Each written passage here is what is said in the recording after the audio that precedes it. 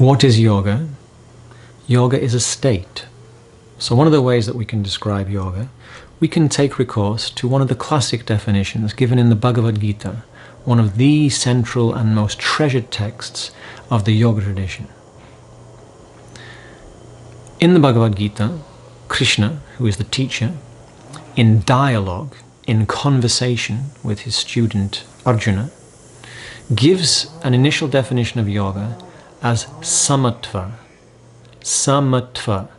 Now, sama in Sanskrit, we can see the influence of Sanskrit coming through to English here. Sama means same or even, and tva as a suffix means having the quality of. So samatva means evenness. Yoga is evenness. Yoga is balance, is integration, is harmony, is equipoise, is wholeness. And then Kṛṣṇa continues this definition a couple of verses later. He says, Yogaha karmasu kaushalam. Now, karmasu means in actions, in the things that we do. And kaushala is a beautiful word. It means skillful. The roots of this word are interesting. Kusha grass is a type of reed or a type of grass that's very sharp. You know, like some types of plants, they've got quite sharp edges. You have to be careful when you work with them. But they use kusha grass to weave mats. Now, one who is skillful can weave a kusha grass mat without cutting him or herself. So what this word kaushala acknowledges is that in order to live skillfully, it takes real awareness, it takes real presence. It's easy to cut yourself. It's easy to slip up if you're being lax, if you're not being present. It's a normal part of the process as you are learning to nick your finger. Yoga karmasu kaushalam. Yoga is skillfulness in the things that we do. Yoga is evenness and skillfulness. So, in the first instance, when we are balanced, when we are feeling even, is it true that we can respond more skillfully? I think so. When I'm feeling balanced, even, integrated, I'm in a situation, in a state of awareness, in which I'm most likely to be able to respond in an optimal way, to respond to the best of my capacities, such as they are.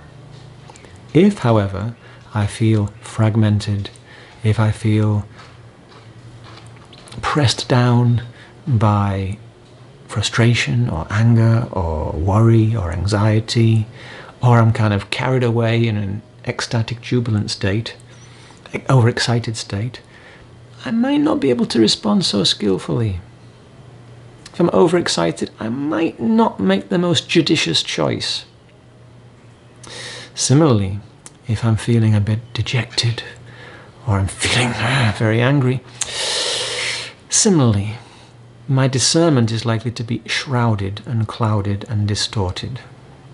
However, if I'm feeling clear and balanced, then I set myself up to respond the most appropriate way I can deem, the most appropriate way I can discern in that instance.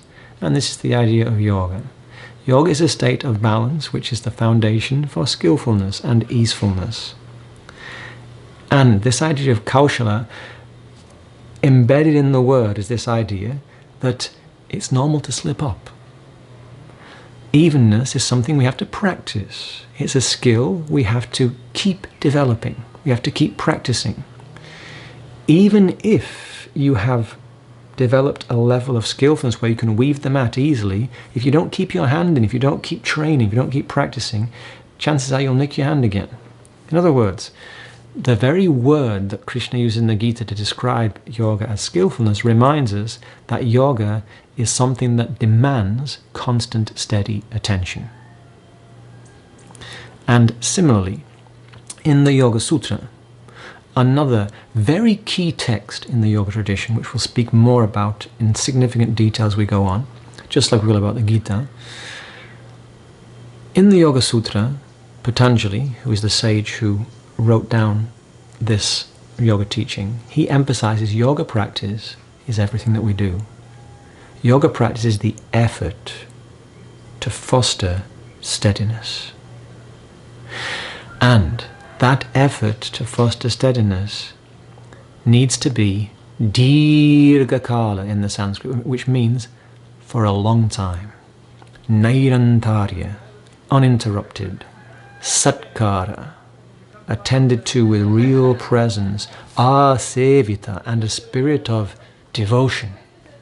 Dhrida bhumihi, then that practice can become well rooted and it can grow.